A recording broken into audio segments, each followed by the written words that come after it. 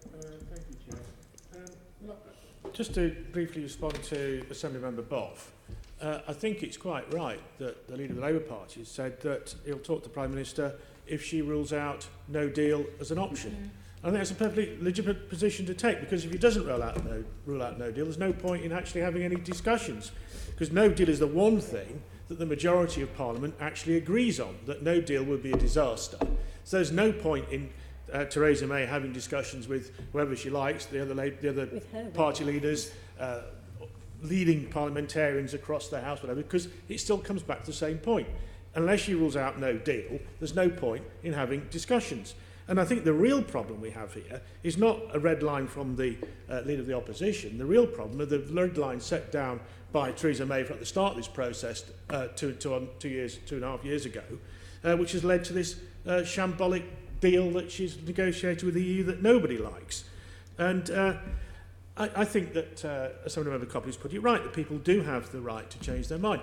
In 1975, we had a referendum as to whether we should stay in the EU. On that occasion, I voted to leave, believe it or not. But life has moved on, the world has changed. I've changed my mind compared to 1975, and I suspect that quite a few people may have changed their mind now compared to a couple of years ago when the referendum was held. Of course, as time has gone by, we've seen how that referendum was manipulated. Anybody who saw the Benedict Cumberbatch film last week, the drama documentary, can see how that happened. Now, where are the millions of Turks that are going to come and invade our country? That's not going to happen. Where's the money for the NHS? That's not going to happen either.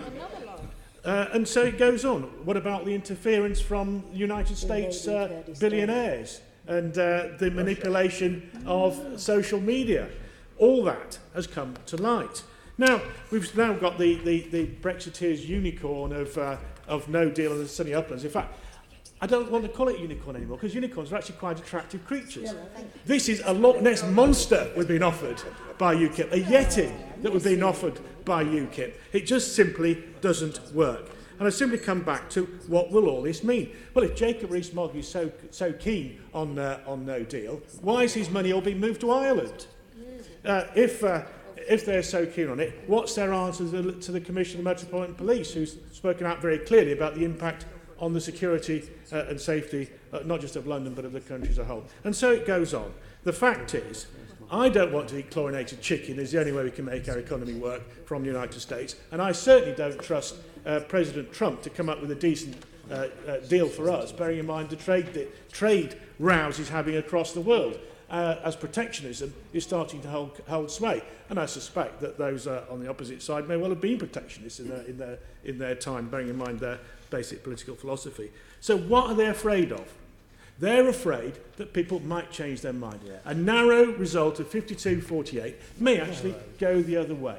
That's what they're frightened of. They don't trust the British people.